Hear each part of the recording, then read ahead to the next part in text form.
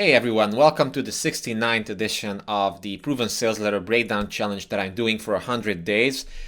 Today we're taking a look at a David Ogilvy promotion, and this one's super short, so this video finally isn't going to be so long, but I wanted to cover this regardless because it's a great example of a big idea and how even a very short story can serve as a major proof element in order to sell something and in order to make that immediate connection in your prospect's mind between your product and their wants and desires. Okay, so David Ogilvy came up with this, and it's very similar to several of his other promotions that I did, more specifically the man in the Hathaway shirt, for example. So I'm going to leave a link to that video below this in the description section. Check it out. There's a huge playlist there of 68 other videos, all daily proven sales letter breakdowns, extremely valuable stuff. So definitely check it out before watching this, and or even after it doesn't matter, but if you like these things, then definitely consider subscribing to the channel as well, because I'm releasing these daily, and that way you'll be the first to know when I release a new one. But getting back to this one, it's an amazing example because it kind of taps into a very interesting marketing lesson, but at the same time it also taps into a more advanced collective subconscious type of thing. And this is just my theory actually, but this whole fish swallowing something and that something surviving and still working, I think it's deeply rooted in our collective subconscious. And Carl Jung talked about this, for example. He's a famous psychologist, and since I have a bachelor in psychology, we studied stuff about this. And also, if you listen to Jordan Peterson, he always tells a lot of stories and things about how a lot of mythology in the Bible and in other type of religions and mythologies, a lot of these symbols, they are still with us to this day, subconsciously. So it's not something that you think about, but whenever you hear a story that involves something like this, it basically triggers something in your unconscious, and it just feels right. It's like the hero's journey story. So it's no wonder why most copywriting promotions use a hero's journey story, or movies or series all use the Star Wars specific hero's journey story of like Luke Skywalker. Because it's deeply rooted in our culture, in the way we think, maybe in our biology, even maybe even in our epigenetics. And if you might think that all these things are a little bit woo, they're not. Like, there's a lot of research about this, a lot of quantitative, specific research, and it just shows you how deep copywriting can be. A lot of people think it's just writing, but no. It's marketing strategy, it's psychology, it's persuasion, it's all these things combined together. And that's why if you want to be a world-class copywriter, you also have to eventually learn all these stuff, because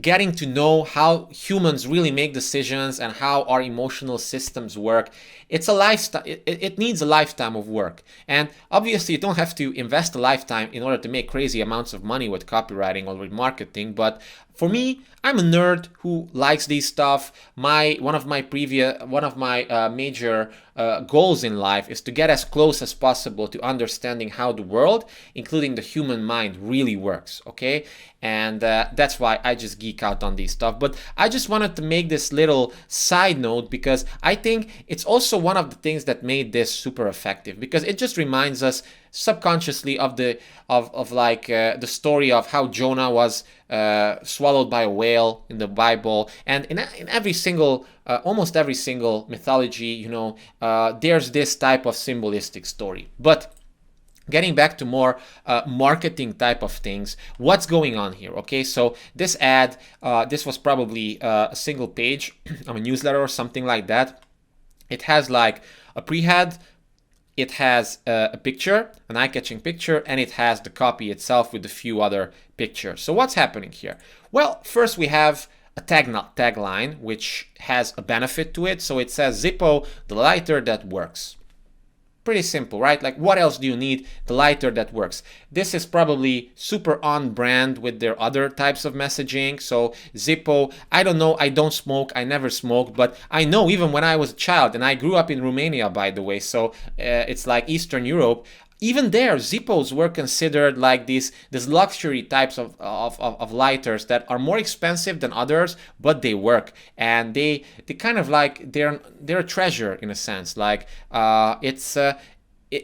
people who had them, it was great pleasure for them to open it up and use that in order to light a cigarette or something. And since cigarettes basically they're addictive, and the entire psychology of smoking a cigarette, so like lighting it and putting it into your mouth and everything, it's a ritual, okay? And if you try to and also one more interesting thing, when it is the time when people light a cigarette? Well, many times when they're stressed or something, or even if they aren't stressed, they become stressed because they have a little bit of withdrawal syndrome, because maybe they haven't smoked a cigarette in a few hours. Well, in that case, they have a little bit of stress inside them. So it's relief for them to be able to just do their ritual peacefully without any interruptions, right? But if their lighter fails, then they become more aggressive. They become more, irritated. So I guess if you're a lighter manufacturer, one of your major objectives is to make sure that your lighter works, because it's a very bad feeling for someone who is addicted to cigarettes to not be able to light it when they need it, when they're just stressed and they feel like, oh my God, I just want to smoke a cigarette so that I can calm down, right? So I think that's also one of the deeper aspects of Zippo's branding. And I think this is super on point, because the entire story here is about how Zippo is so reliable. One of them was even fished out, was even basically taken out of a fish caught by a fisherman. So think about that, and it still worked on the first try. Like, this is the power of a demonstration of a story that people can really associate themselves with, and this in itself brings relief to people. So let's see what's happening in the rest of the copy itself. So it says, the fish that snapped up the Zippo lighter was a great northern pike, one of America's scrappiest game fish. So I already like how it's specific. It adds depth to the story. So greater northern pike, like, because a lot of novice copywriters would feel like, yeah, why should I care? I just want the fish. But the more you can dimensionalize stuff, the more you can include these types of specifics, the more people will feel like it's legit, it's real, right? So then we have the headline that says, the amazing story of a Zippo that worked after being taken from the belly of a fish. So the amazing story, it conveys that it's something interesting, and it's like it defies expectations. Zippo, I like this because it conveys a category of its own, right? It's like Kleenex. Like, people don't say like paper towels or something. They say many times, I think they say Kleenex.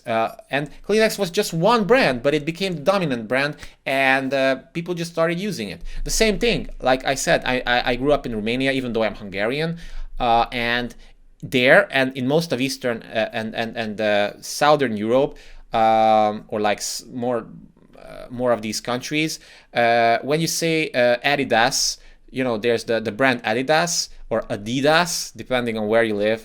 People pronounce it differently, but that was associated with shoes, because that was like an on-brand, more expensive type of shoe. And whenever people had those types of sports shoes, they would call them, the Adidases, something like that.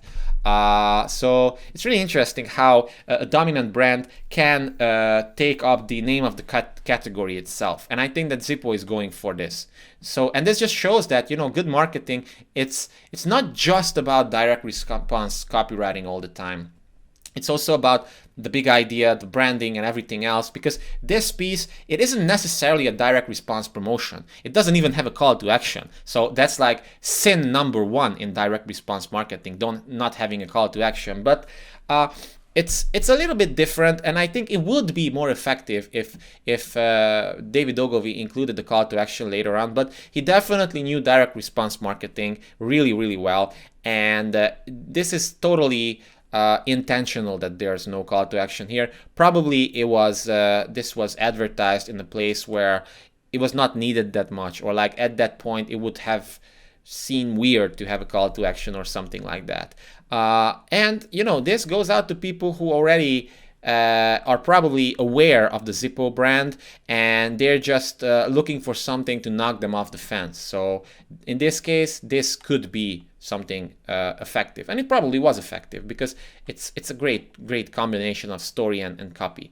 So I'm just going to read the whole thing because it's not long at all. It says, Mr. Harry Best, recently retired fish and game protector for the New York State Conservation Department, told this remarkable but true story to the Zippo man. So what can we see? Immediately we see that this is a story lead, and we have like a remarkable but true story. So this, I think it kind of acts as objection handling, because at this point some people might feel like, yeah, but what if this is just made up? But no, it's true.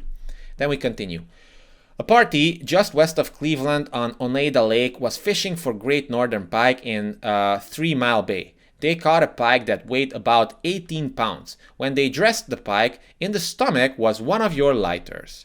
So notice how there's a lot of details regarding this. Like in terms of the product, why do you need to mention that it was like a great northern pike and it was in the 3 Mile Bay and it had 18 pounds? Well, because it adds credibility, it adds depth, it adds dimension to the whole thing, and I think it makes it much more like credible and much more interesting to read it. So the main twist here is that in the stomach was one of your lighters. So this kind of is, in a sense, kind of like a redemption story, but for the lighter itself. So it's not a typical hero's journey story, but it's the redemption story, and it ties in to the mythology thing that I just said a few minutes ago. So how if something comes out of a fish from the bottom of the lake or something, it triggers something in us. It feels like, wow, this survived that. It's unbelievable. It's almost like a miracle. So we continue. The pike must have picked it off the bottom, or could have grabbed it before it got to the bottom. The lighter was in fine shape, which showed that it had not been lost long. The best part of it was that the Zippo lit the first time. So a few things are happening in this paragraph. First of all, I think that this conveys the picked it off the bottom. This part conveys that the lighter could have been sitting for some time on the bottom. I don't know exactly why David Ogilvy decided to also include this not being lost long, because it kind of defeats the purpose of this. So I would think that this first part, picked it off the bottom, it transmits the idea that, you know, wow, that lighter was there for who knows how long, and then he immediately like counters his own idea. I think this could have been left out. I don't know, once again, who am I to critique David Ogilvy, but like, I personally don't like this because I think it defeats the purpose, and it assumes that, you know, the lighter isn't really that resilient. It just survives in water for like 3 minutes or something. But this assumes that this could survive for a day. I don't know, maybe it was for legal or compliant reasons. So, but the best part was that the Zippo lit the first time. So this is the power of the demonstration. So like, what else do you need as proof to really highlight the brand message, which in case of Zippo is that, you know, it's super reliable. What else do you need? Nothing else. Like taking it out from the bowl of a fish and still working. Wow, that's something. Even for a fisherman, that's quite a yarn. So that means that it's far-fetching even for a fisherman, and everybody knows that fishermen have these crazy stories. So this just ups the ante a little bit, but it's a claim. And by now, if you've been watching my previous videos, you know that whenever you make a claim, you gotta back it up with proof. And here's proof. But then there are thousands of other Zippo lighters which have lived through adventures that would have made brave Ulysses' hair stand on end. So it's a claim that, wow, this is quite a story, but there it follows, like David Ogilvy follows up immediately with proof by saying that, you know, this is actually like normal for a Zippo. And then we even continue by saying the Zippo man is not surprised that the lighter work. He makes every one of his lighters to work, not just for weeks, months, or years, but forever. So this kind of transmits the idea that, I mean, yeah, I'm not surprised. Like, if you are the creator of Zippo, yeah, I'm not surprised by this at all. I mean, duh. This is how we make all our lighters here. So it should last forever. It doesn't matter if it's fished out from the bottom of the sea or like the bottom of a lake. It should work. And then we continue. Whether you buy your Zippo lighter in a store, which is future pacing, or find it in a fish, which is just humor, it's funny, the Zippo man offers you his same incredible guarantee, which is risk reversal. No matter how old it is or what its condition, if a Zippo ever fails to work, he'll fix it free. So this transmits confidence, it oozes confidence, and we all know that confidence sells. Confidence converts. That's why girls prefer guys who are confident. That's why salesmen who are confident get better deals and close more deals. Confidence is just sexy. It's attractive, and that's what attracts sales and girls and guys and anything you want. Confidence. It has its evolutionary roots. I'm not gonna get into it right now because I really want to keep this video shorter than the rest of my videos. But do believe me, it has a lot of evolutionary psychology behind it. And then we have this little aspect here. If you don't see Zippo on the bottom of the lighter, it's not a genuine Zippo. I don't know exactly why this was included here. Maybe it's to give like a helpful tip, and it's kind of like if you and your friends all use Zippos, because I think it's like word of mouth also spreads that, you know, Zippo is the best. Like if two teenagers even start talking about, I don't know, smoking or something, and it's like, hey, what lighter do you use? Zippo, duh. I mean, it's the best. That's what this whole thing highlights. And it's just like, hey, you can look smart in front of your friends if you just give them a cool little tip or something. I don't know, maybe that. And then one more thing that's happening here is that we have 6 different versions of Zippo, and this is just there to give people different choices. I think it's a bit too much nowadays. If you were to include 6 choices, you would definitely introduce too much cognitive overload for people. So there's a lot of research on this, and it's in many cases it's often counterproductive to include so many choices because it confuses people. And there's a saying in copywriting that a confused mind doesn't buy. Well, if they start, you know, agonizing over which one to choose, you're gonna lose them. So instead, it would be best idea, and you know, as you can see, most of them have very similar prices. They just have different designs, but not radically different. So I think today, at least, it would be more worthwhile to have like one version, which is like $5, a basic one. One version which is $20, because this is like the high ticket one, the super high priced one, and it also acts as like a price anchor. And then you should also have something in between, which has, I don't know, another cool design, but it's not like gold plated or something. So yeah, that's also another thing I would include, and I would improve actually to make it even better. But all in all, I think it's a great example of how to use. Once again, David Ogilvy was great in big ideas. How he used the Rolls-Royce ad, like at 60 miles an hour, all you can hear is the clock. You know, that was a great big idea. The man in the Hathaway shirt, combining the image with the eye patch guy, you know, with the standing like this, that was also a good idea. And this is also a good big idea. So if you want to check out more David Ogilvy stuff, by the way, then make sure to check out the link below. There's the entire playlist there. I think you're gonna love it. And also, if you enjoyed this video, then make sure to like it, comment under it, share, subscribe, all that good stuff, because it all helps me out to spread the word and get these videos out to more and more people for free. So thank you so much for watching. I really appreciate you, and see you tomorrow.